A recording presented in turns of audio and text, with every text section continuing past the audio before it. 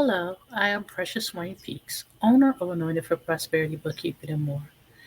And it is the time of year where you are seeing an influx of your stockholders, crypto owners, real estate owners.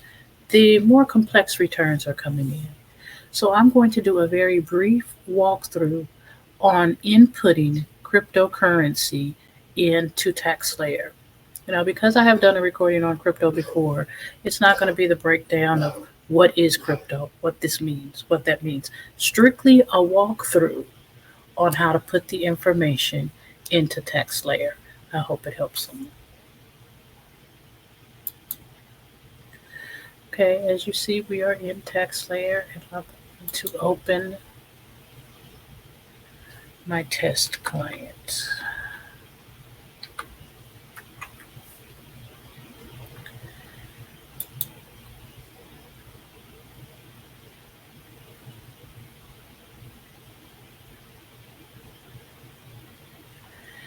And in my test client, of course, we would go into our capital gains and loss area in order to put this information in, which is on Schedule D, Form 8949. Okay, and so if you have other things going on, carryover, sell of home, etc., it all goes here also. But for right now, we're going to look at capital gain and loss items. Okay, so if you were dealing with crypto for your type description of property, you're going to put in your crypto information. You're going to put in the date that you acquired it. You're going to put in the date that you sold it, and you're going to put in the sales price. You're going to put in the cost basis. But I'm going to back up a moment and come out of the software and show you some things that you should be looking for from your client. So I'm going to minimize this really quickly. And I'm going to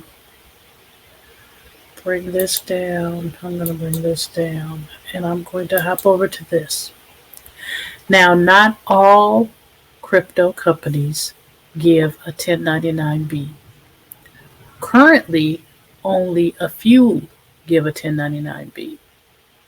It was regulated in 2021 that for 2023, all would have to give a 1099-B, but then the IRS decided that they're going to create the form 1099-DA. So 1099 digital asset will be used for crypto, NFTs, and things of that manner. But for right now, depending on the company they have, Cash App is famous for it. If your client had crypto, they may have got a 1099-B. And in their 1099-B, in this area, the same way for stock, it would say 100 shares of blah, blah, blah. In this area, it would show the number of the Bitcoin or whatever they may have, BTC, the date acquired, the date sold, the proceeds, and the cost. The reason that this information is important is so that you can determine, one, if it's short-term or long-term, which will be determined by the date. Two, if it was a loss or a gain, which will be determined by the cost of it versus how much they made. Okay. In some, they will have already checked it for you. In others, they would have only given you this information. Okay. They will tell you if anything was reported. Normally, there are no taxes withheld, but in the case that there would be, they would tell you that here.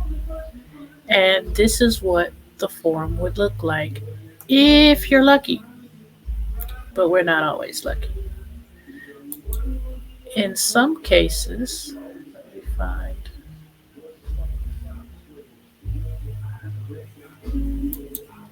your client would pull something that looks like this from the software that they use or the portal that they use for their crypto. The amount shows you how much crypto was purchased during that transaction or sold. And in this particular example, it is very organized and it has a broken down versus type.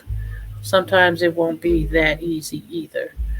But you see that it was purchased in 16, it was sold in 20, so of course that's long term. The cost basis was 126 at the time that it started. The proceeds were 1580 at the time of the sale. So they had a gain of 1451.36. Okay. And so this looks pretty simple, but it doesn't always come looking like this. Sometimes it comes with this information and a strange array of blah. So what I use to put it in order is an import sheet. So I'll be able to bring in the date and time, the type of transaction, the number, the type, where to come from, quantity, etc. This makes it easier to sort through so you know what your client had. Okay? Now, for me, if I have to do it, I charge extra. I give them a copy of the sample template so they could put this information in their self before they send it over. Because all I really need are the things that were sold or awarded to them. So, of course, you would filter and move so that you only had what you needed. But the end result would be to get it here. This is what the 8949 looks like outside of the software. This is what the actual form looks like. And so when you're filling out the information in the software, this is why you would have the number and the type, date acquired, date sold, the proceeds, the costs, and it will reflect the gain or the loss as we have here.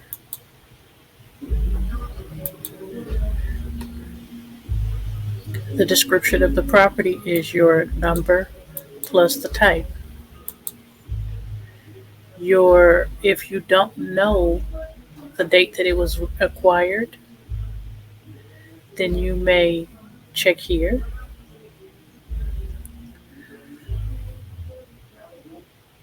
If it's a short sale, you would automatically check here.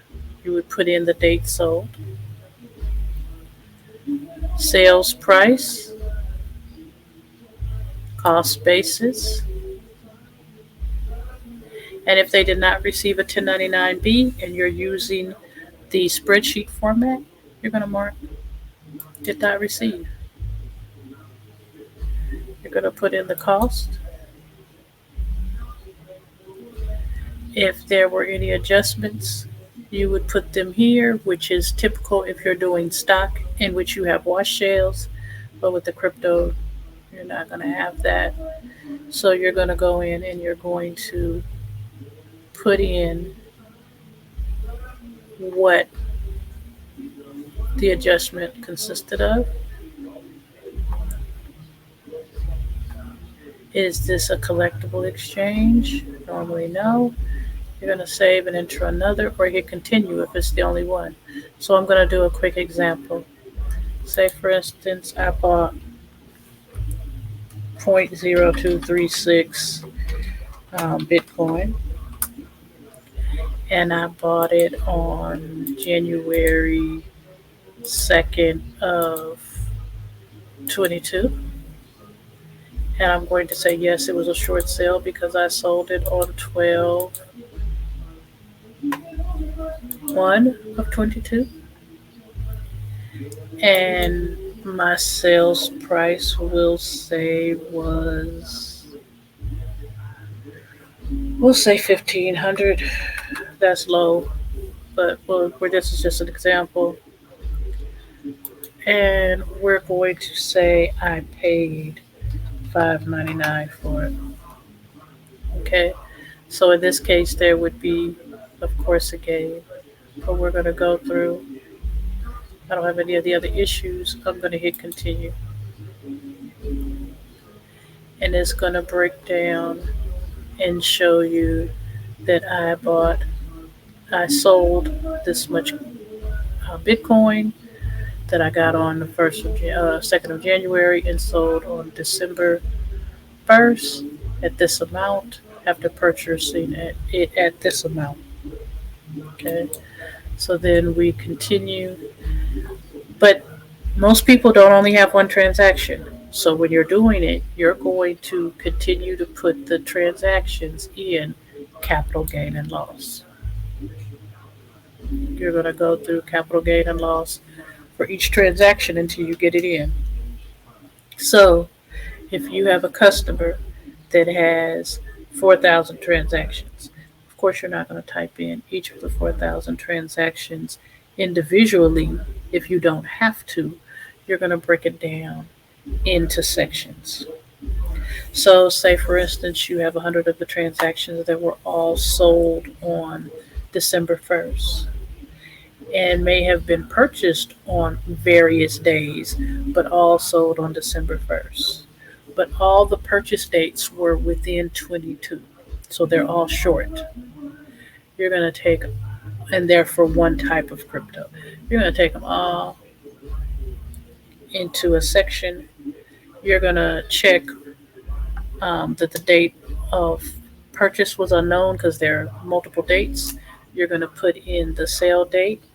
You're going to check that it's a short sale, and you're going to put the totals from the accumulated number of the costs and the proceeds as a short sale transaction. And that for each type of cryptocurrency that you do.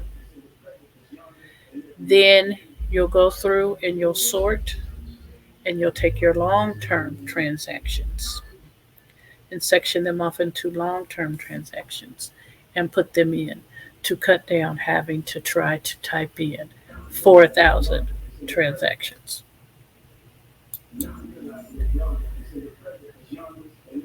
And then you would just go through the normal situation. So here we have our capital gains form. It is filled out. When you are looking at the return,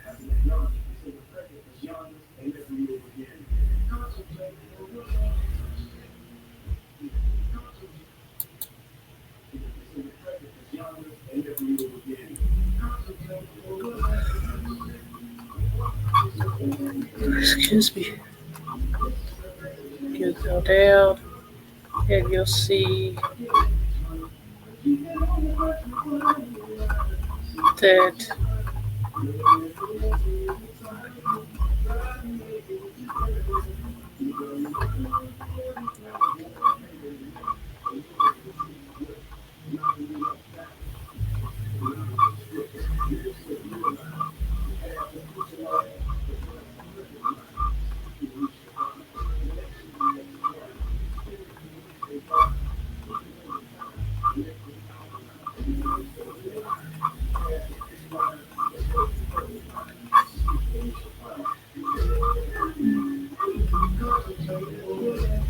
that here is your 89.49 in which, well, here's your schedule due, in which the information that you filled in has carried over to.